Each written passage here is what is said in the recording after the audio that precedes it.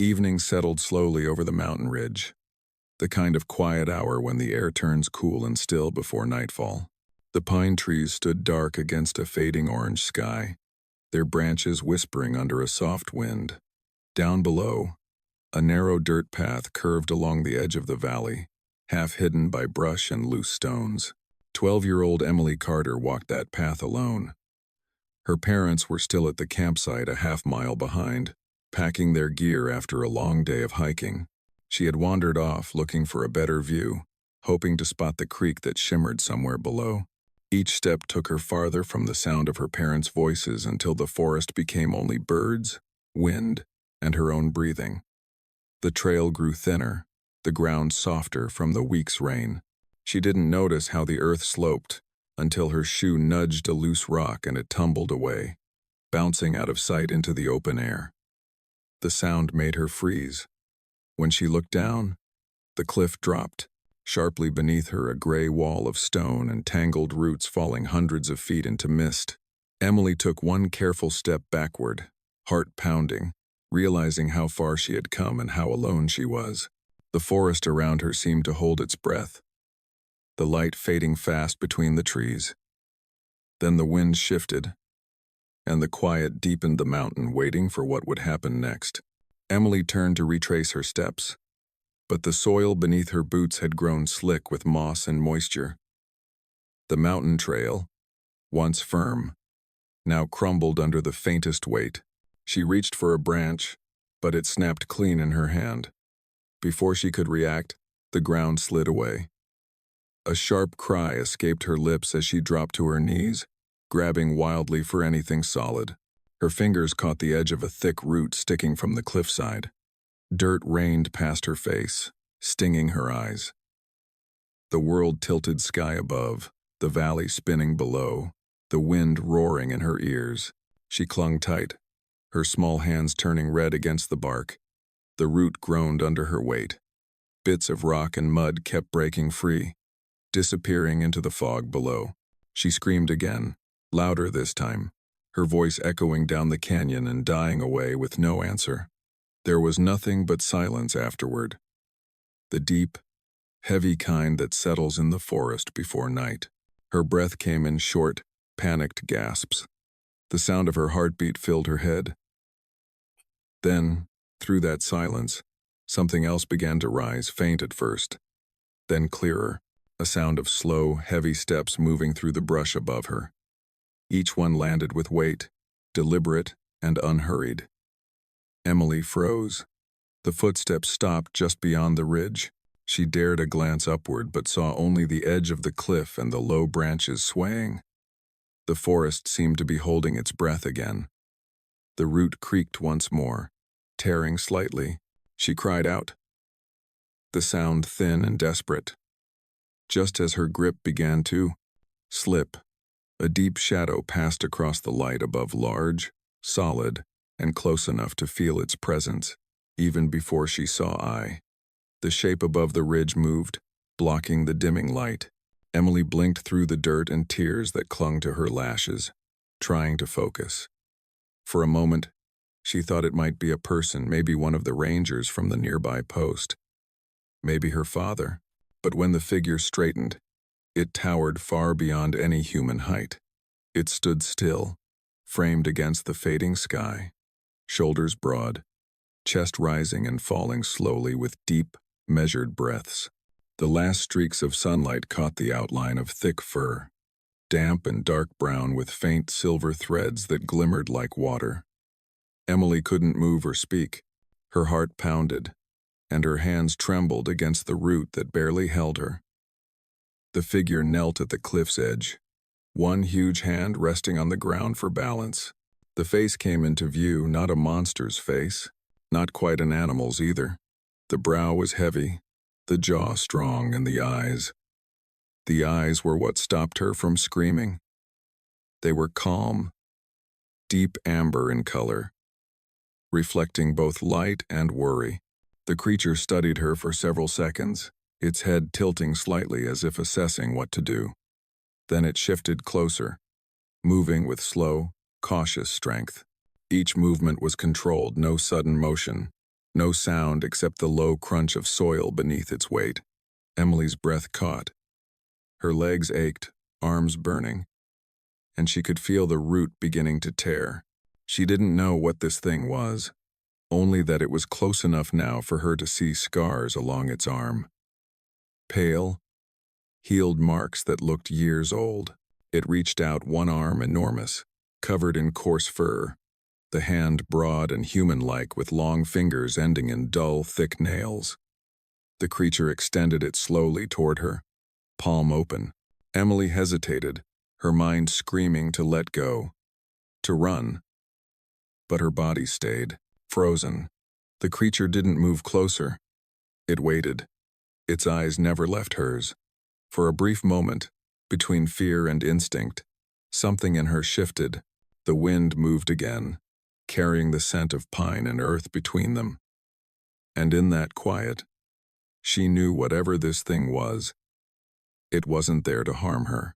The ground beneath Emily gave another sudden crack. Dirt slipped away from her feet, and the root she was holding began to tear loose from the cliff. A sharp cry escaped her throat as she lost her grip. But before she could fall, the massive hand reached down. It caught her wrist in a firm, sure hold. The force of it nearly pulled her shoulder. But the grip didn't hurt.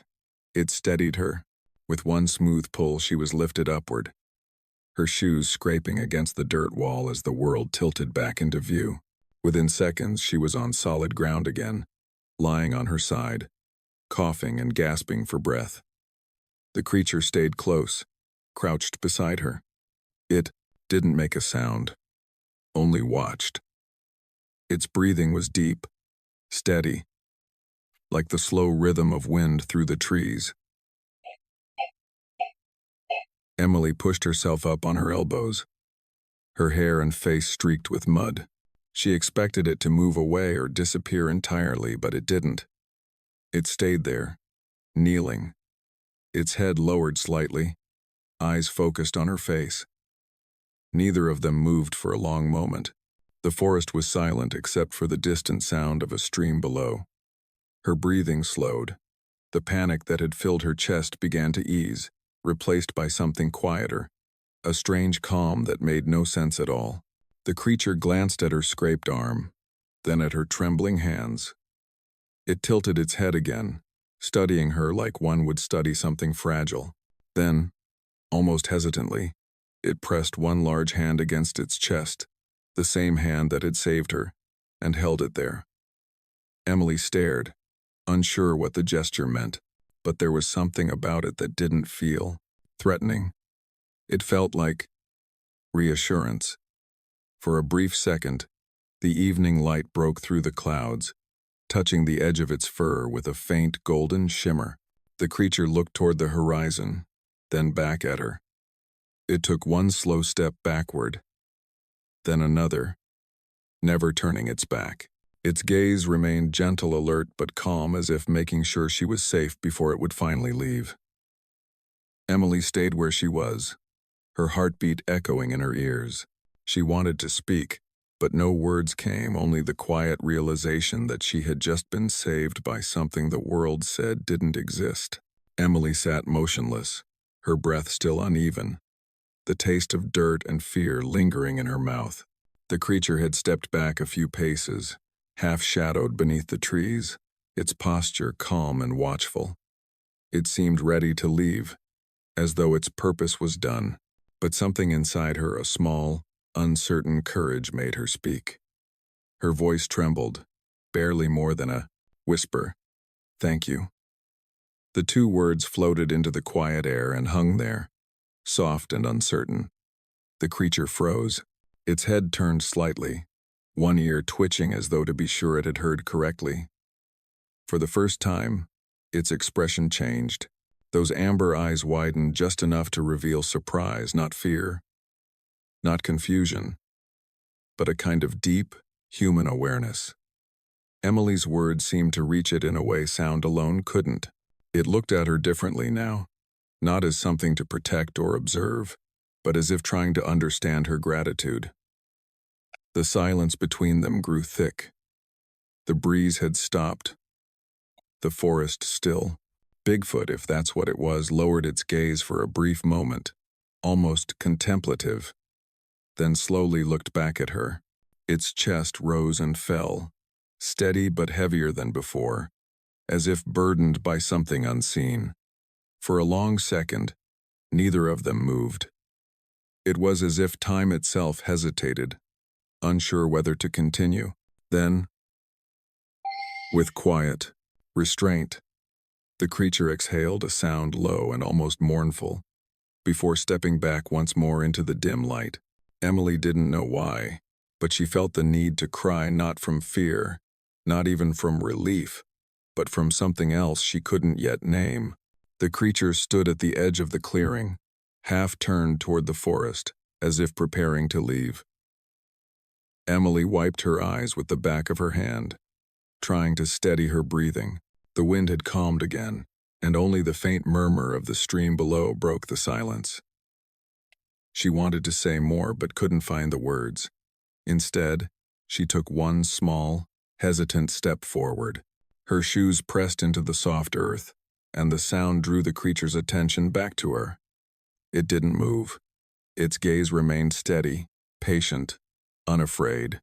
For the first time since the fall, she felt no danger standing in front of it. Emily's hand shook as she raised it slowly, reaching toward him. She didn't know why she did it, perhaps instinct, perhaps gratitude. Her fingers brushed against his arm. The fur was coarse, damp from the evening air, but warm beneath her touch. Bigfoot didn't flinch or pull away. His breathing slowed, shoulders lowering slightly, as if her touch had calmed him. The moment lingered, quiet, fragile, impossible to explain. Then from somewhere in the distance, faint voices echoed through the trees. Her name, Emily, carried faintly across the valley. Another call followed, closer this time. Her parents. The creature lifted his head, listening. His expression changed, alert, cautious. He looked back at Emily once more, then toward the sound of the voices. She stepped back instinctively, realizing what he was thinking. It was time for him to go. For a few seconds, they simply looked at each other. No fear now, only understanding. The creature's chest rose once, deeply. Then he gave a small nod. Slow, deliberate, almost human. He turned toward the trees, his movements quiet and measured, the mist beginning to swallow his outline. Emily stood frozen, her hand still raised, heart heavy with something she couldn't describe. She had been saved by a being the world would never believe in, and somehow, she already missed him. A beam of light suddenly cut through the dim forest, bright, sharp, moving quickly. Emily's father appeared, flashlight in hand, calling her name over and over. Relief and panic surged together in her chest. She ran the few steps to him, tripping slightly over roots and loose soil.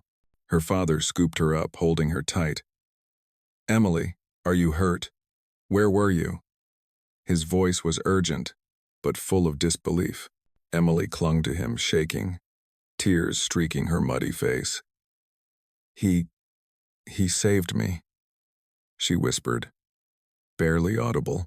Her words were hurried, earnest, filled with the strange mix of awe and fear that still gripped her.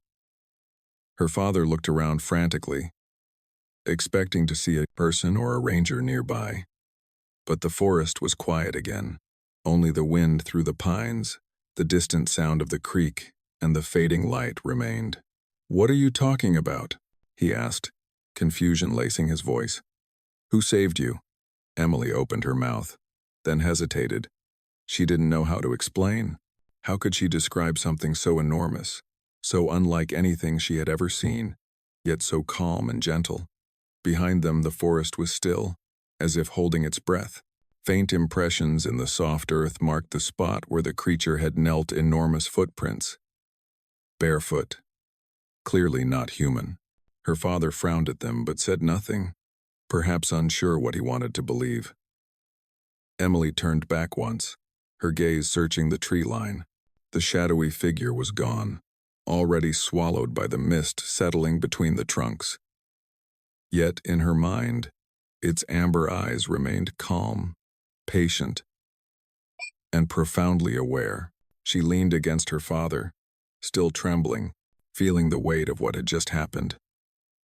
She had been rescued, yes, but by something that no one would believe, and in that quiet understanding, she felt a mix of awe, gratitude, and an unspoken sorrow for a goodbye that had come too quickly. The forest returned to silence, leaving only the fading echo of footsteps that no one else would ever follow. The story of Emily's fall spread quickly through the nearby town.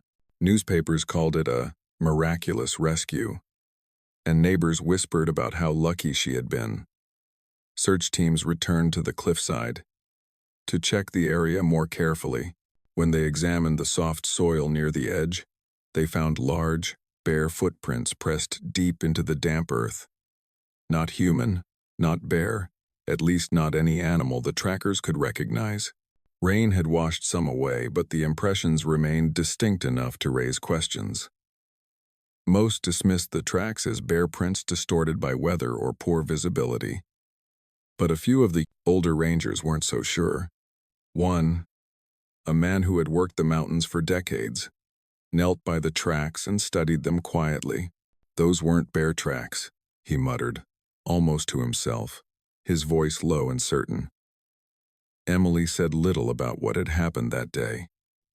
To everyone else, she had been rescued by luck or chance, but when she closed her eyes at night, the amber eyes of the creature returned in her mind.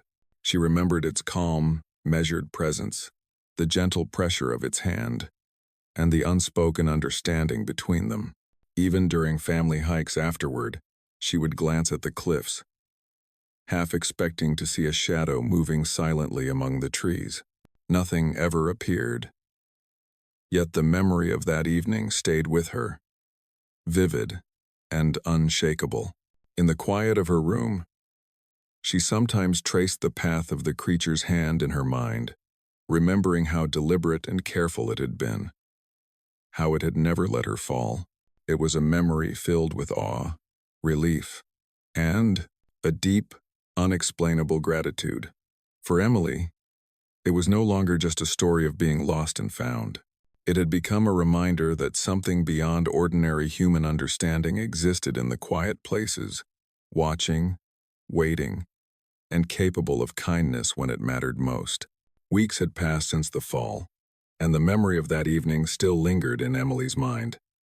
The cliffs called to her in quiet moments, not with fear, but with a strange, unshakable sense of connection. One afternoon, she returned with her father, the sunlight slanting through the trees, casting long shadows over the familiar trail. She carried a small bracelet she had made herself, blue thread with tiny wooden beads, a token of thanks she wasn't sure how else to express. Together, they reached the cliff's edge, where she had nearly slipped. Her father stayed a few paces behind, giving her space. Emily knelt carefully and placed the bracelet on a flat stone near the edge. She didn't speak, only whispered, "Thank you," to the quiet forest. The wind stirred lightly, moving the branches above, but no other sound came. Her father watched her curiously but said nothing, sensing the solemnity of the moment. They turned to leave. Emily hesitated, glancing back once more at the bracelet. The cliffs were empty, the mist beginning to creep low through the trees. Hours later, as the sky dimmed and the first hints of evening settled in, a large shadow moved silently among the pines. The creature emerged, careful and deliberate, approaching the bracelet. It bent down, examining the small token, the blue thread slipping between its massive fingers. Then, with a slow, almost tender motion, it placed the bracelet over its wrist. For a brief moment, it seemed as if the creature remembered, as if it understood the gesture of gratitude. A bond formed silently in the forest that no one else would ever see. It lingered for a moment, looking toward the fading light of the valley before stepping back into the trees. Mist wrapped around its figure, and it disappeared quietly, leaving only the memory of its presence behind. Emily, far away on the trail, did not see this, yet somehow felt it. Something had changed in the forest, a quiet acknowledgement, a silent understanding that would remain with her forever. Years passed, and the forest around the cliffs remained largely unchanged. The trails grew over, the pines thickened, and the wind carried the same scent of earth and pine needles. Emily grew older, but the memory of that evening stayed with her, vivid and unshakable.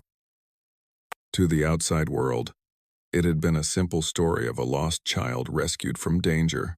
No one would believe the truth, the towering figure, the amber eyes, the quiet, deliberate care. But Emily remembered it all, each detail etched into her memory as if it had happened yesterday. Sometimes, in the quiet moments of her life, she would picture the forest, the soft mist, and the way he had lifted her safely to solid ground. She remembered the gentle tilt of his head, the patient eyes, and the unspoken understanding between them.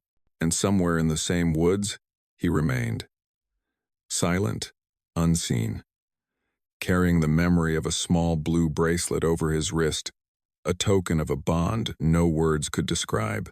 He didn't just save her life, one old ranger later said quietly, to anyone who would listen. He reminded us that the wild still remembers compassion, even when people forget. Emily never forgot that lesson. The memory of that calm, quiet presence lingered in her heart, a reminder that acts of kindness sometimes come from the places least expected, the forests, the cliffs, and the quiet spaces where the world moves without notice. And in that memory, she felt peace.